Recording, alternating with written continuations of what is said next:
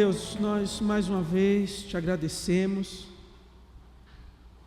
que pela graça de Jesus, pela graça de Deus Pai, o Senhor nos alcançou. O Senhor nos amou quando nós éramos ainda pecadores, ó Pai. Não havia em nós graça, não havia em nós dignidade, mérito, mas de uma maneira que nós não podemos compreender, o Senhor nos amou ao ponto de entregar o seu único Filho em nosso lugar. E assim hoje nós temos o privilégio de sermos chamados filhos de Deus. E como tais, ó Pai, comparecemos diante de Ti, carentes da Tua palavra, desejosos de sermos alimentados, edificados pela mesma.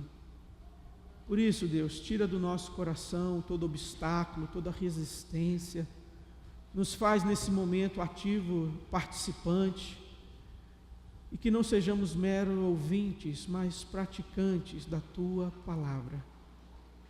Que assim o Teu Espírito faça na minha vida e na vida dos meus irmãos. E nós oramos em nome do Teu Filho Jesus. Amém. Irmãos, depois de uma caminhada nos Salmos de Romagem, cerca aí de 10 domingos, pouco mais de 2 meses, onde nós muito falamos sobre as tribulações, sobre a esperança, sobre as lutas dessa caminhada cristã, eu fiquei com saudade das epístolas do Novo Testamento, e assim eu quero meditar com os irmãos numa epístola muito preciosa, que é a carta de Tiago, capítulo 2, eu convido você a abrir a sua Bíblia, Tiago, capítulo 2, onde nós vamos ler dos versos 14 ao 26, que é justamente o trecho da carta de Tiago, que muitas vezes levanta dúvidas, gera algumas polêmicas, algumas incompreensões. Lutero mesmo, por sua vez, ele não questionava a genuidade da carta de Tiago, se era uma carta inspirada ou não. Lutero não questionava isso, mas Lutero questionava a utilidade, se ela era de fato tão útil assim. Afinal, ela falava tão pouco da justificação pela fé, e aparentemente abria a porta para fortalecer o pensamento de que a justificação é pelas obras. E assim o próprio Lutero tinha também suas dificuldades com a carta de Tiago. Capítulo 2, versos 14 ao 26. Meus irmãos, qual é o proveito se alguém disser que tem fé, mas não tiver obras? Pode acaso semelhante fé salvá-lo? Se um irmão ou irmã estiverem carecidos de roupa e necessitados do alimento cotidiano, e qualquer dentre vós lhes disser: ide em paz, aquecei-vos, fartai-vos, sem contudo lhe dardes o necessário para o corpo, qual é o proveito disso? Assim também a fé, se não tiver obras, por si só está morta. Mas alguém dirá: tu tens fé, e eu tenho obras. Mostra-me essa tua fé sem as obras, e eu com as obras te mostrarei a minha fé. Crês tu que Deus é um só? Fazes bem. Até os demônios creem e tremem. Queres, pois, ficar certo, ó homem insensato, de que a fé sem as obras é inoperante? Não foi por obras que o nosso pai Abraão foi justificado quando ofereceu sobre o altar o próprio filho Isaque? Vês como a fé operava juntamente com as suas obras? Com efeito, foi pelas obras que a fé se consumou. E se cumpriu a Escritura, a qual diz: ora, Abraão creu em Deus, e isso lhe foi imputado para a justiça, e foi chamado amigo de Deus. Verificais que uma pessoa é justificada por obras e não por fé somente. De igual modo, não foi também justificada por obras a meretriz Raabe, quando acolheu os emissários e os fez partir por outro caminho? Porque assim como o corpo sem espírito é morto, assim também a fé sem obras é morta. Amém. Irmãos, se no seu local de trabalho, se no seu colégio, na sua faculdade, alguém chegasse para você e fizesse a seguinte pergunta: o que significa ser cristão? O que significa ser crente? Aliás, você é da igreja, não é mesmo? Fala para mim, eu não sei direito como é que é isso. O que é ser crente? O que é ser cristão? O que você responderia diante desse questionamento? Qual seria a sua resposta? Você já parou para pensar no significado de seguir a Cristo, de ser um discípulo do Senhor? Será que é meramente dar continuidade à tradição recebida dos meus antepassados? Será que é meramente ter um local aonde me dirigir no domingo? Aonde eu vou ali fazer uma catarse? Onde eu vou ali deixar, como que fazer um descarrego? Onde eu tiro todas as energias negativas e onde eu deixo um dinheiro para pagar o trabalho? Alguns crentes, algumas igrejas, parece algo do gênero. Infelizmente, na nossa sociedade, parece que o cristão, ele é simplesmente aquele moralista que levanta a bandeira dos bons costumes e é um intolerante, um perseguidor da causa homoafetiva, como se essa fosse a única bandeira e a única mensagem a ser anunciada por esses tais crentes. Talvez em razão disso, o pastor Adriano compartilhou pela manhã que lá perto da sua casa, uma igreja amanheceu nesses dias com os seguintes dizeres pichados na sua fachada, né? Menos igreja, mais amor. Talvez por conta dessa compreensão do que significa ser crente, do que significa ser igreja. Diante disso, meus irmãos, Tiago vai nos ajudar a entender o que significa ser um discípulo de Jesus. Tiago vai nos ajudar a compreender o que significa ter fé em Deus, fé em Cristo. Não é a mera assentimento com alguns conceitos, com alguns dogmas. Não é apenas uma fé abstrata, mas é uma fé que tem cheiro, que tem carne, que tem lágrimas, que tem cansaço, que tem depressão, que tem enfermidade.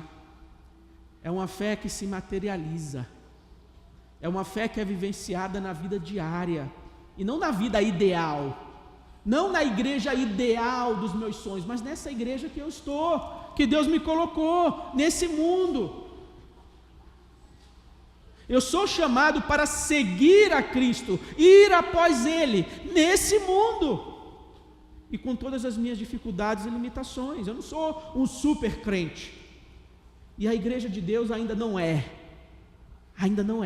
aquilo que ela foi projetada para ser. Nós ainda não somos aquilo que Deus planejou. Mas graças a Deus, porque nós não somos aquilo que nós éramos, de onde Ele nos tirou lá atrás. Seguir a Cristo, entregar a vida a Cristo, ser regenerado, é apenas o início de uma caminhada. E nós precisamos desenvolver, avançar, seguir a Cristo não de longe, mas de perto, com intimidade, com proximidade.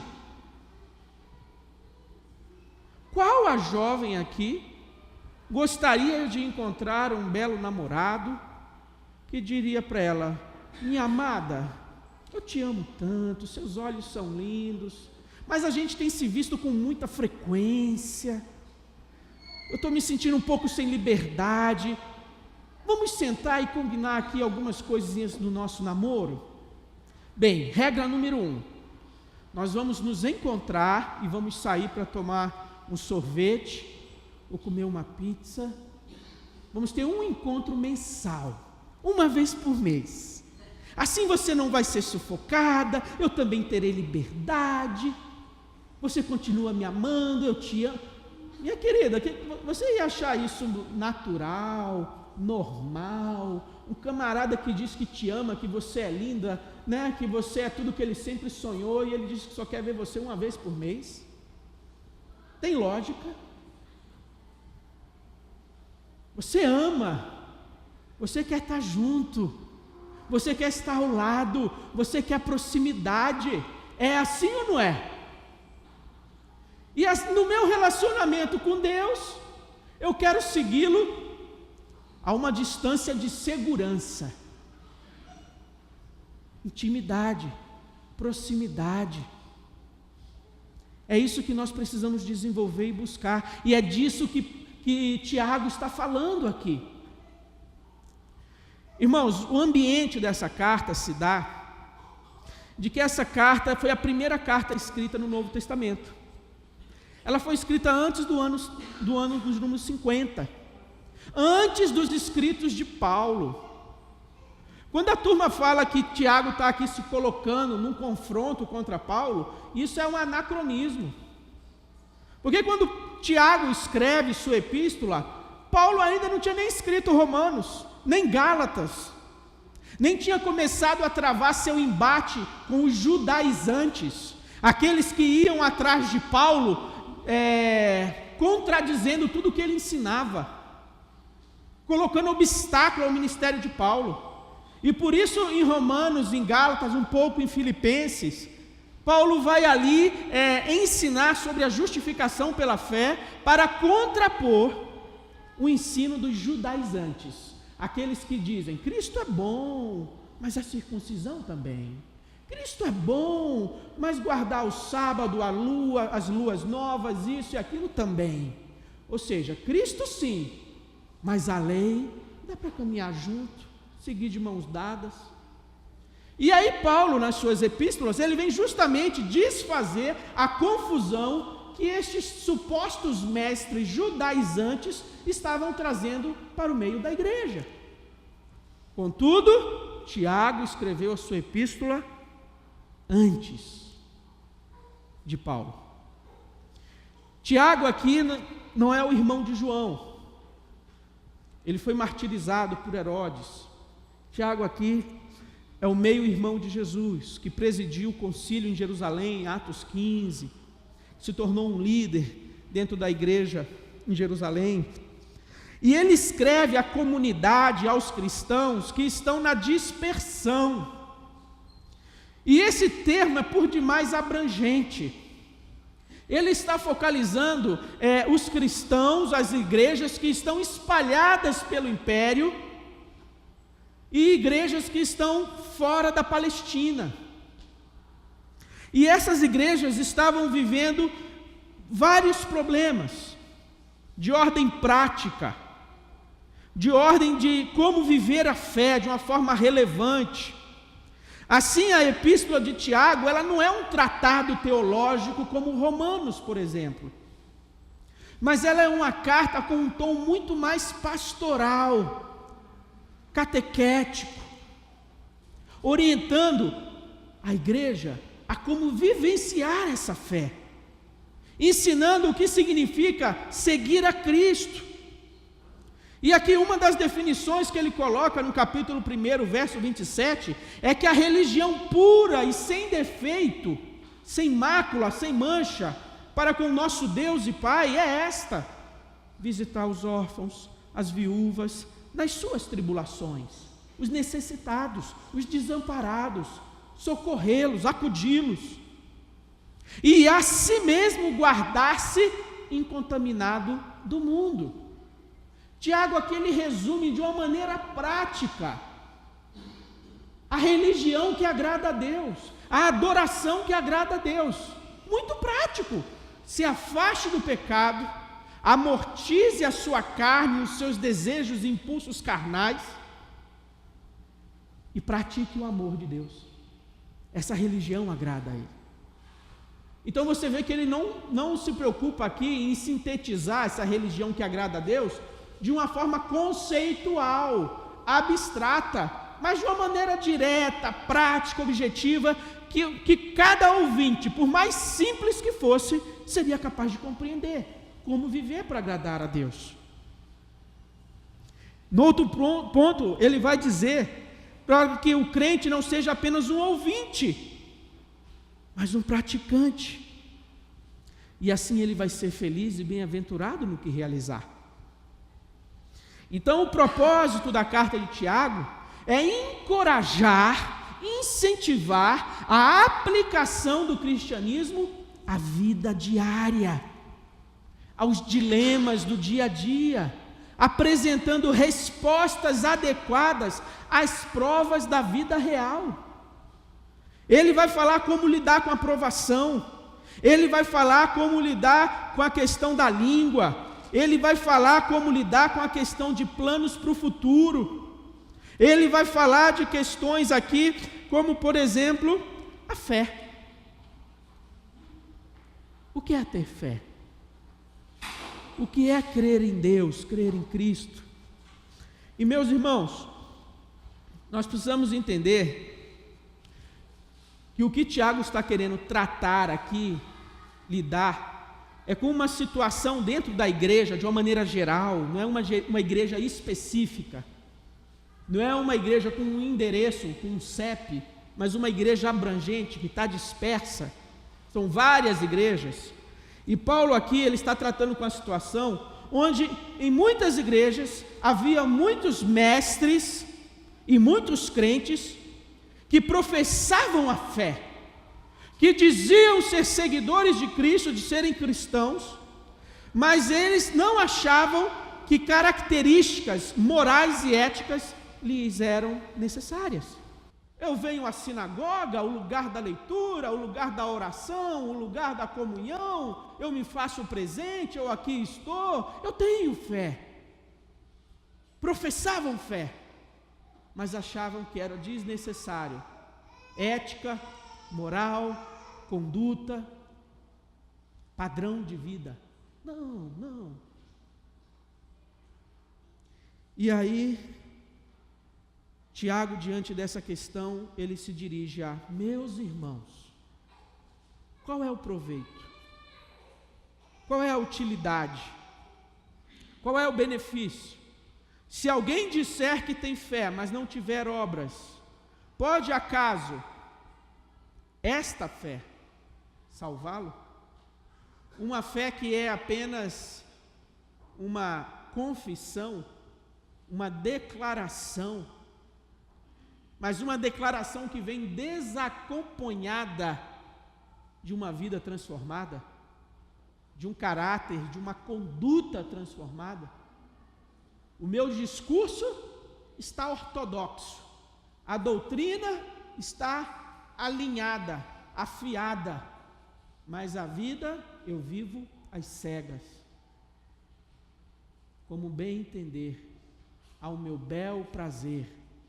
E muitos acham que a vida cristã, a vida de adoração, de intimidade com Deus, ela é uma vida assim mesmo muito subjetiva, cheia de subjetividades, muito pessoal, depende do gosto do freguês, quando que a Bíblia nos apresenta um padrão do que significa seguir a Cristo, um padrão de objetividade.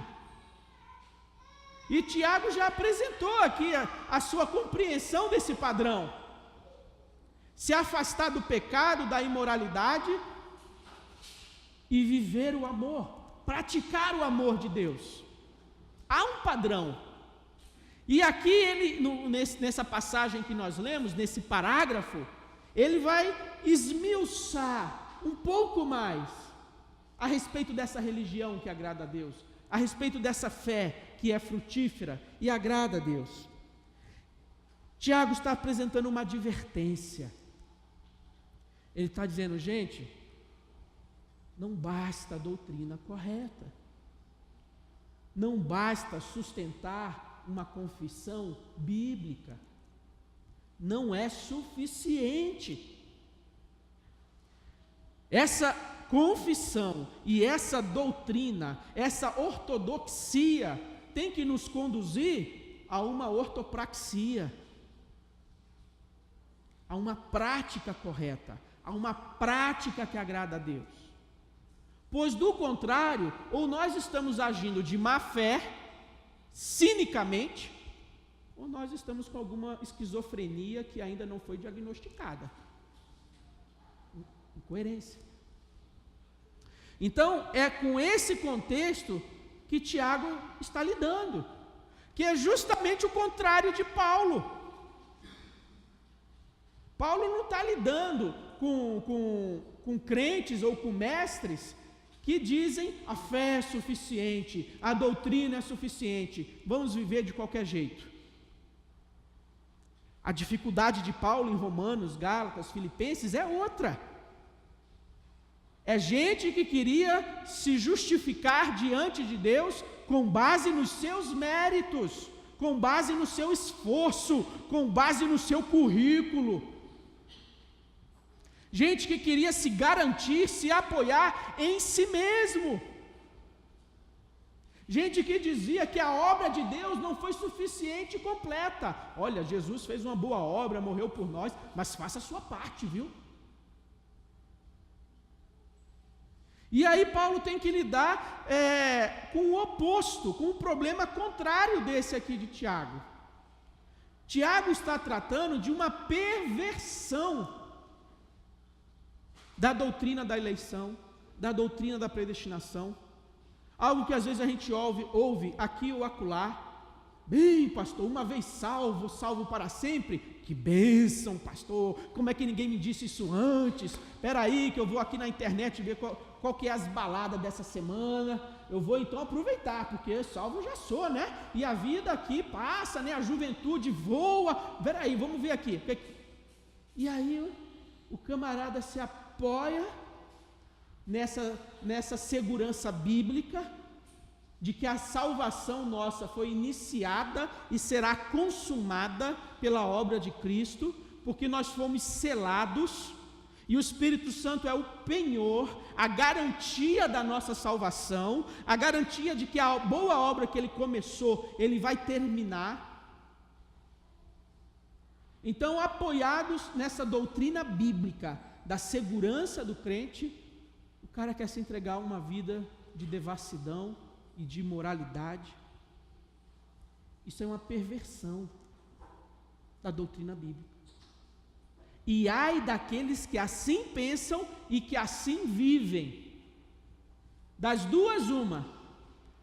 Esse camarada não foi regenerado, não teve uma experiência verdadeira com Deus, um encontro real. Sua vida não foi transformada de modo algum, ele apenas tem hábitos religiosos, um ambiente, um contexto familiar de religiosos, de crentes, mas ele não sabe na prática o que é isso. Então ele está se enganando, e se Deus não tiver misericórdia dele, na eternidade ele vai ter uma surpresa desagradável. Ele vai chegar no balcão lá, de informações, e ele vai falar, então, eu estou aqui com o meu passaporte, minha passagem, meu tal, e falou que meu nome não está na lista lá dos passageiros, e não deixaram entrar. E a resposta que ele vai ter é, nunca vos conheci. Como assim? QNJ, quarta igreja, como nunca vos conheceu? Eu era do coral, se você não sabe, eu era pastor, eu era oficial, você já viu a minha carteirinha?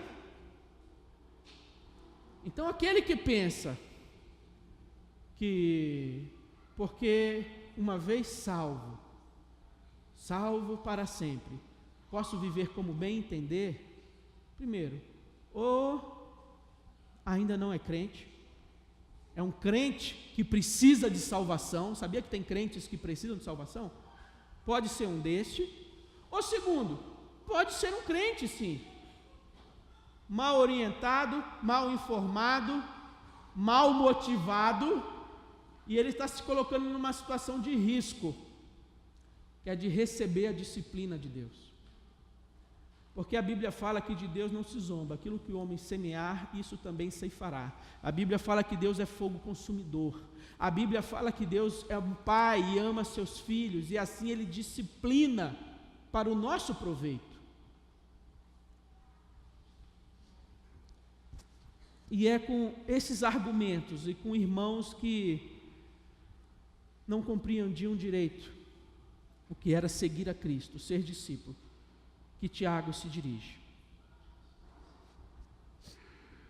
Aqueles que viviam numa inércia espiritual. Minha doutrina está correta, mas os frutos, há uma inércia. E o que Tiago vai desenvolver aqui? Ele apresenta um exemplo. Ele vai falar: olha, se chegar diante de você um irmão, uma irmã, e estiver passando necessidade, aflição, angústia,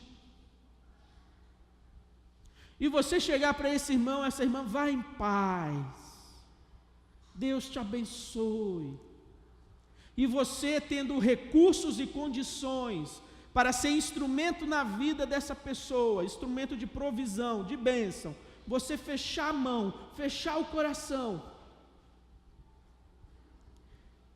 A pergunta de Tiago é: qual o proveito disso, dessa fé? Qual o proveito dessa sua fé? Assim também a fé, se não tiver obras, por si só está morta. Irmãos, Tiago aqui, ele está falando de uma fé e de uma justificação que tem a ver com as evidências da fé salvadora, que tem a ver com os frutos de uma vida transformada. O que o Senhor Jesus falou? Que pelos frutos os conhecereis.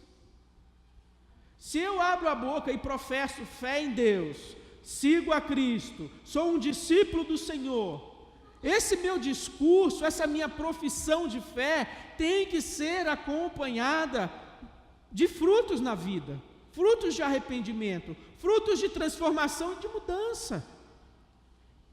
É como se essa fé fosse aperfeiçoada.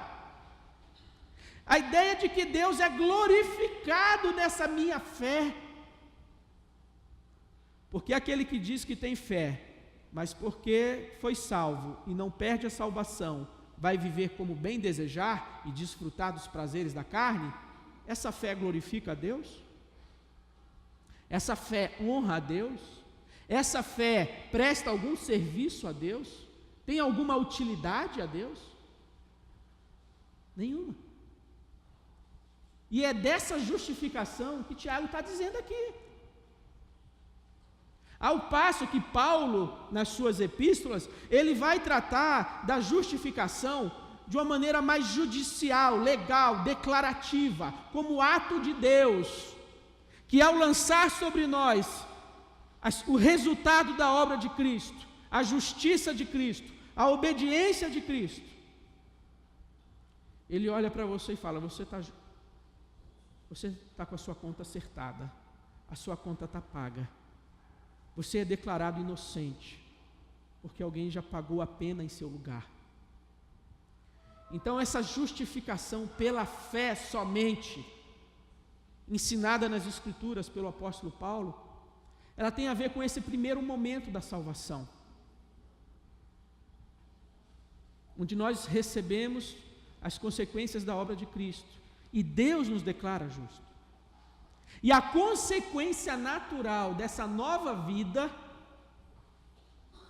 eu agora como discípulo, como cristão, como seguidor, a consequência natural é que essa vida venha frutificar.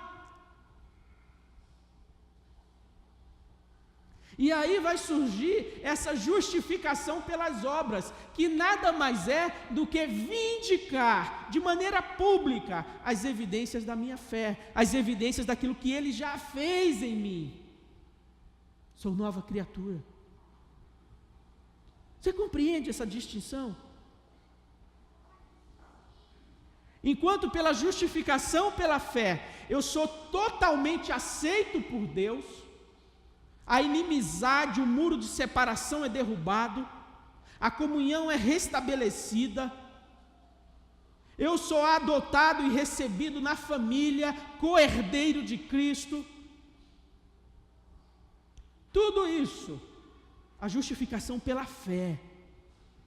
Quando eu creio em Cristo como Deus, como Salvador, e a Ele entrego a minha vida. E tudo isso, claro, sabemos, como resultado da obra do Espírito Santo em nós. Não porque há em mim mais fé, em você menos fé, em mim mais bondade, em você mais pecaminosidade. Isso apenas como resultado da ação sobrenatural do Espírito Santo de Deus, gerando aqui arrependimento e fé. De maneira que eu abro a boca e falo, eu quero o Senhor, eu quero me entregar, eu quero a esse Jesus. Lembra do sermão de Pedro? Quando ele, ao terminar seu sermão, o povo perguntou, o que faremos? Eu quero, mas o que eu faço? E aí Pedro fala, arrependei-vos e convertei-vos.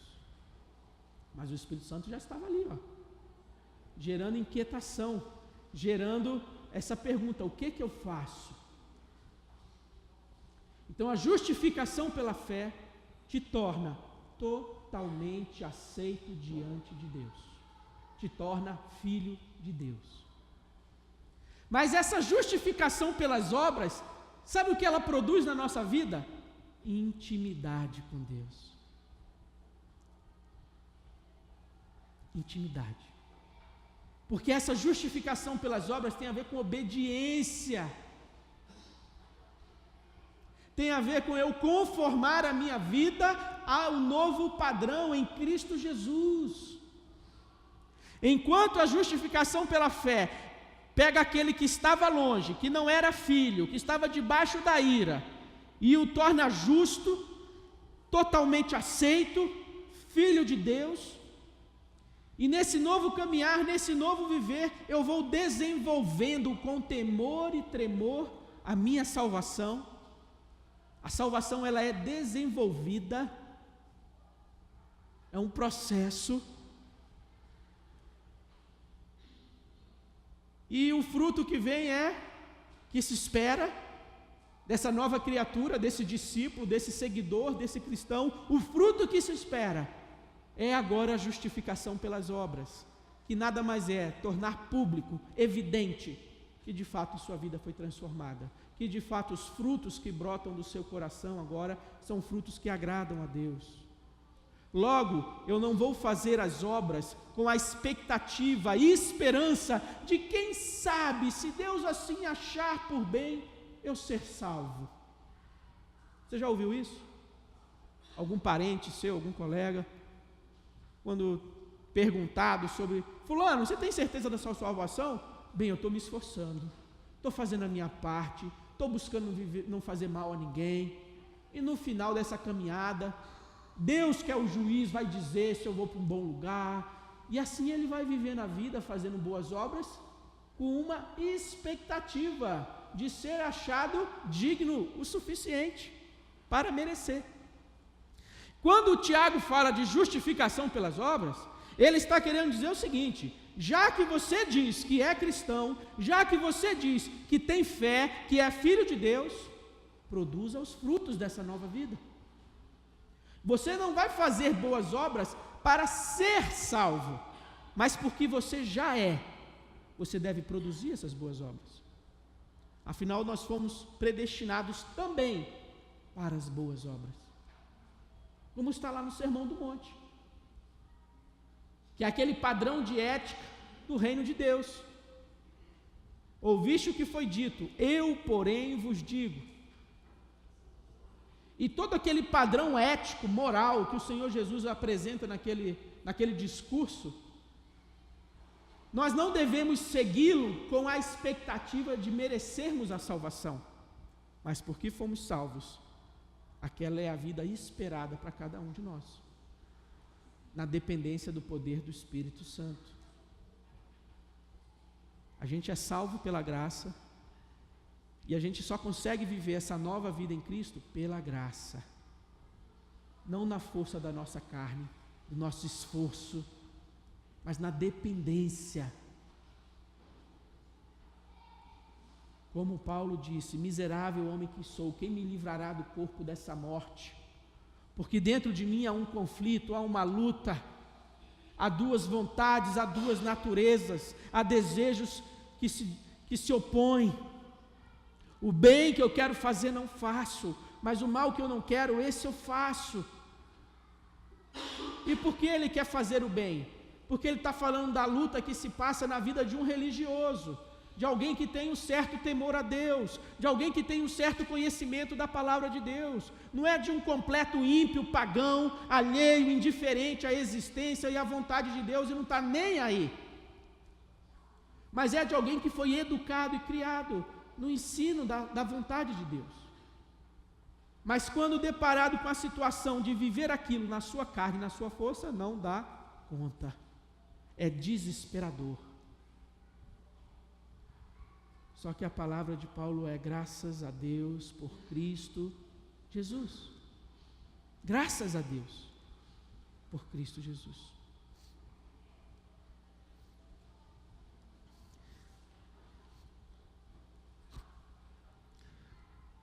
E assim, Tiago continua na sua epístola. Ele fala da fé dos demônios. É possível ter uma fé correta. Eles têm uma fé correta, há um só Deus. Mas essa fé não produz a glória de Deus, essa fé não produz salvação. Então, embora eles tenham uma fé correta em Deus, nem por isso essa fé vai produzir frutos proveitosos. E assim Tiago dá esse exemplo, de que apenas ter essa fé correta não é suficiente. Há necessidade dessa fé produzir frutos, obras que evidenciam, que testificam. É como um selo de autenticidade, de uma fé, de uma conversão genuína. E meus irmãos, você não precisa da igreja para evidenciar isso. Você não precisa que a igreja tenha uma agenda bíblica, um ministério bíblico, porque essa é uma caminhada primeiramente pessoal. Independente do contexto onde você está, se tem igreja ou não tem, se é uma igreja sadia ou não, você individualmente pode buscar aplicar isso na sua vida. Viver diariamente, na prática, no dia a dia, a vida cristã, a fé cristã. Obviamente, no contexto de uma igreja sadia, saudável e bíblica, vai potencializar, vai ajudar, vai criar oportunidades para você se envolver, para você servir, para você amar o carente, o necessitado. Mas o interessante aqui é que nós não ficamos na dependência da igreja para poder viver isso. Você entendeu o que é o Evangelho, você entendeu o que é seguir a Cristo, você já pode vivenciar isso. E independente da igreja que você estiver. E aí ele diz: queres, pois, ficar certo, ó homem sensato, de que a fé sem obras é inoperante? E aí ele vai falar de Abraão, ele vai usar o exemplo de Abraão, de que a fé que ele teve na promessa de Deus, de que lhe daria um filho, de que lhe daria uma descendência numerosa, aquela fé que existiu na vida dele lá atrás, ela foi tornada pública e evidente na situação de Isaac, quando Deus falou: me dá o teu filho. Não é que a justificação dele diante de Deus aconteceu naquele episódio, aconteceu antes do filho nascer. Mas aquela foi uma situação que evidenciou essa fé, que mostrou a força, a pujança dessa fé, por meio da obra. Mesma coisa Raabe, por meio da sua atitude de acolher os espias, de protegê-los, ela evidenciou ali a sua fé no poder de Deus, de que ele iria de fato entregar aquela cidade na mão dos israelitas. E assim nós somos chamados, meus irmãos, a uma avaliação da nossa fé. Às vezes a gente pode se acomodar, ou pior ainda, se vangloriar. Porque na minha igreja nós estudamos a Bíblia, porque na minha igreja nós zelamos pela sã doutrina. E assim eu encho a boca, encho o peito, me vanglorio. Meus irmãos, isso não é suficiente. E isso pode ser algo até que vai pesar contra você. Sabia? Porque você teve acesso, você teve conhecimento, você foi esclarecido, você não estava iludido, enganado, e ainda assim você não produziu os frutos com a sua vida. E é disso que nós precisamos, nesse discipulado, nesse seguir a Cristo, produzir frutos que honram e glorificam a Deus. E aqui nesse parágrafo, Tiago ele é muito específico de quais frutos ele está se referindo. O amor ao próximo. Ele tratou disso no verso 13. Porque o juízo é sem misericórdia para com aquele que não usou de misericórdia. O exemplo que ele dá no versículo 15 é de irmão ou irmã necessitado de alimento e de roupa.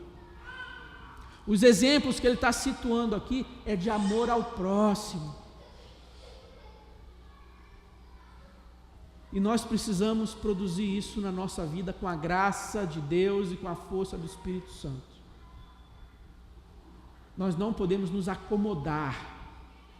A nossa fé não pode ser uma fé estéril, inerte e improdutiva.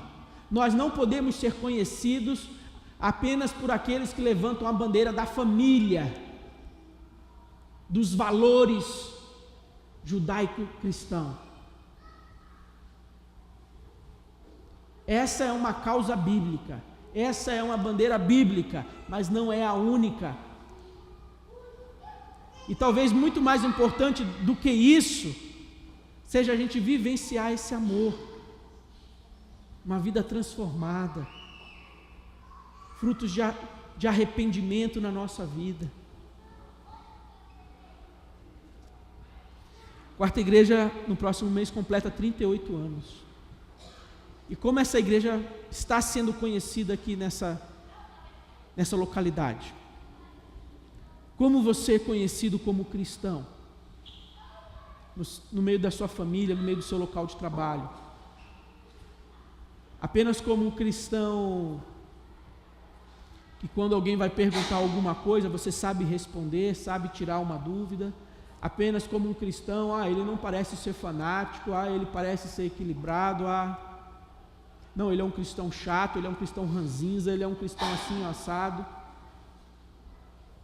Como nós seremos conhecidos?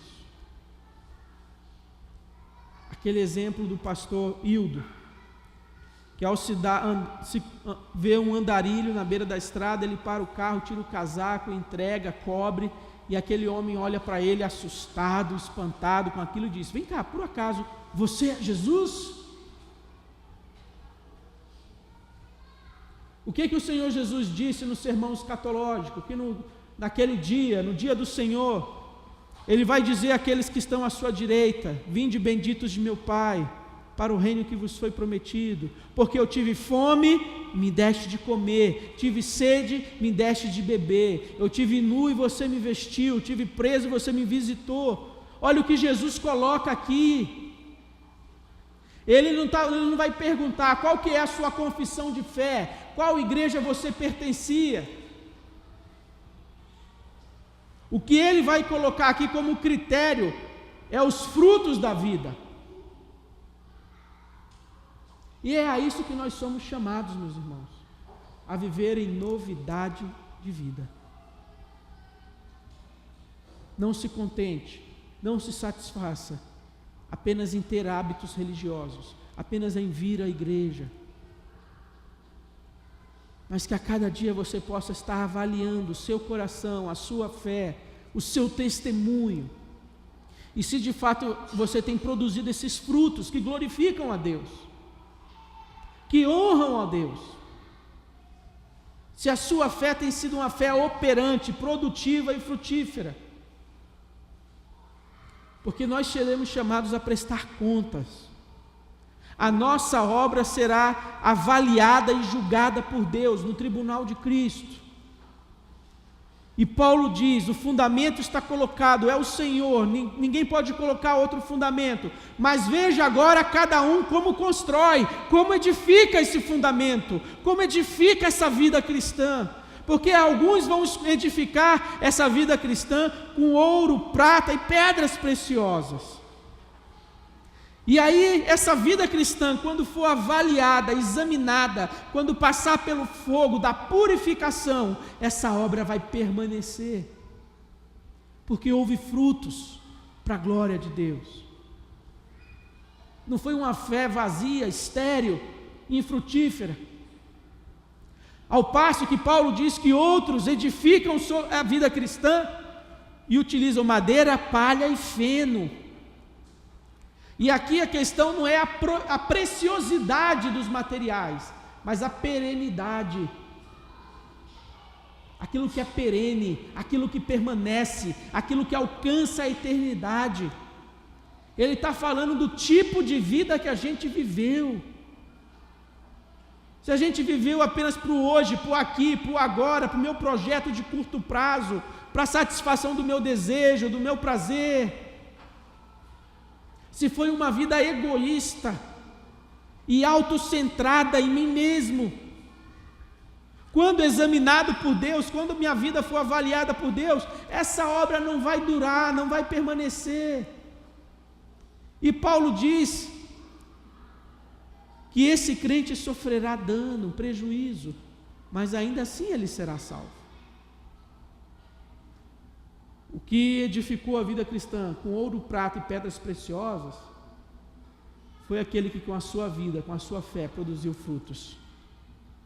Buscou viver o amor, buscou amar o próximo, buscou fazer a vontade de Deus. Não se contentou em ir à igreja, em ter uma doutrina, em se dizer crente.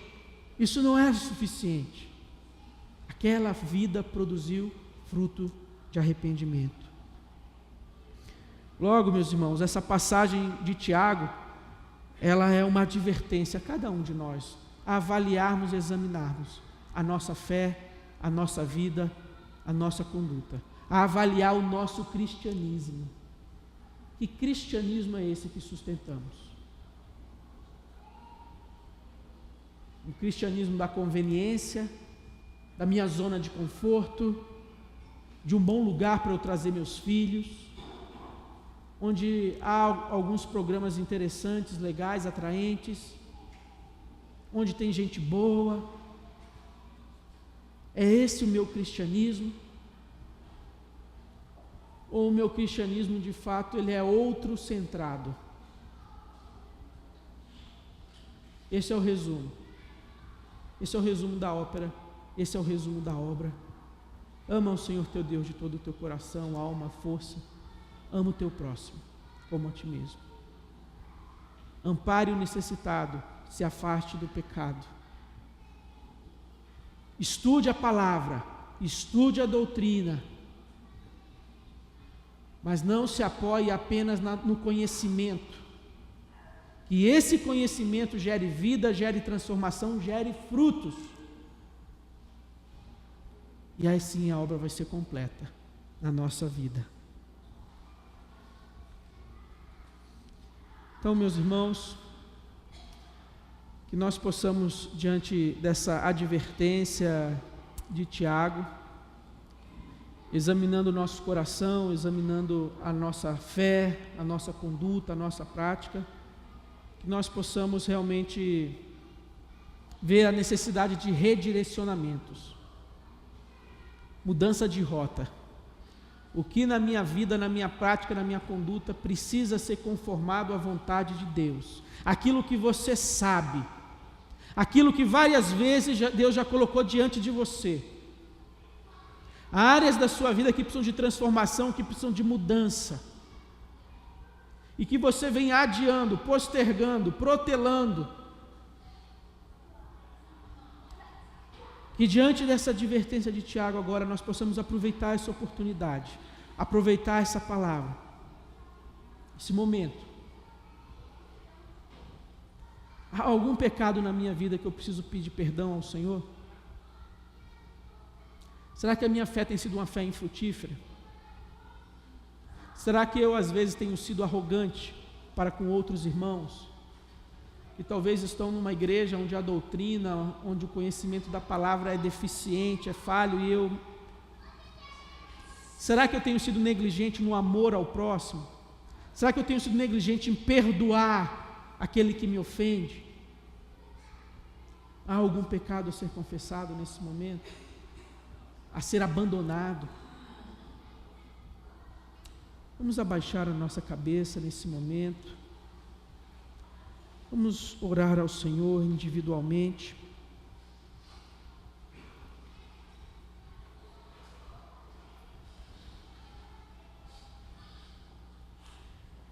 E diante dessa palavra, diante do Senhor, diante de Deus, avaliando a sua vida, a sua conduta,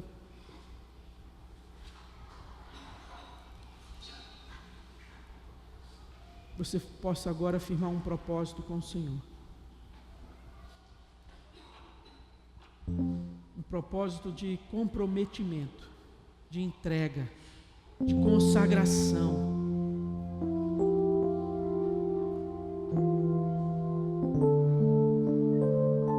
De você reconhecer talvez que esse tempo que você tem passado nessa caminhada com o Senhor não tem sido talvez um tempo bem aproveitado por você. Que essa salvação que você recebeu do Senhor, ainda há muitas áreas a serem desenvolvidas. Há muitas áreas na sua vida que precisam ser ainda aprofundadas na palavra, transformadas por Deus.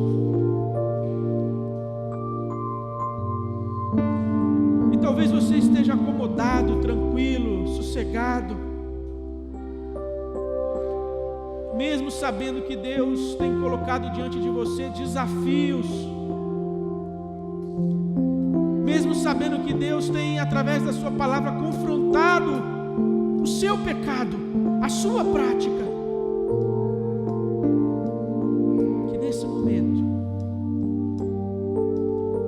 você faça um concerto com o Senhor. Você faça um propósito diante dele, de se entregar totalmente, de viver profundamente este evangelho de vida.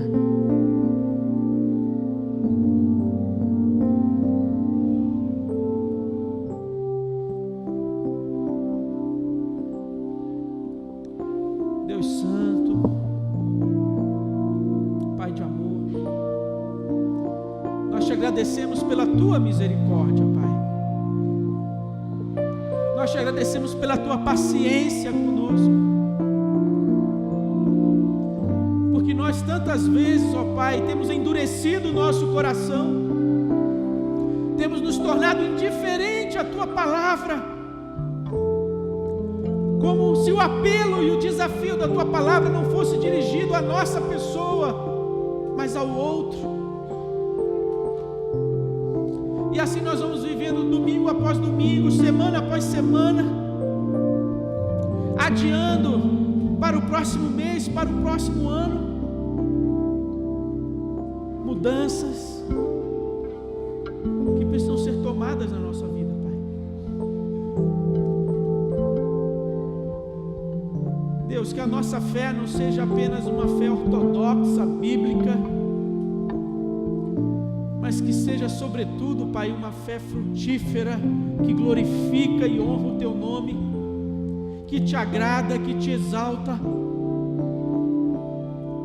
Por isso, Pai, nos ajuda a desenvolvermos, a darmos continuidade à nossa salvação, com temor e tremor, Pai. Nos ajuda nesse processo de nos conformarmos à Tua vontade, ao Teu querer. Tira o mundo de nós. Tira, Pai, a força do impulso da nossa carne.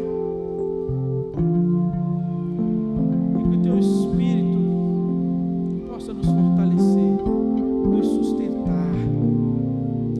Porque só assim nós vamos desfrutar de vida abundante. Só assim rios de água viva vão fluir do nosso interior.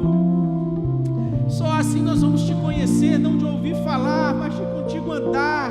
Nossos olhos vão Te ver, nós vamos ter intimidade, experiências contigo, Pai. E assim essa fé não vai ser uma fé abstrata, conceitual. Vai ser uma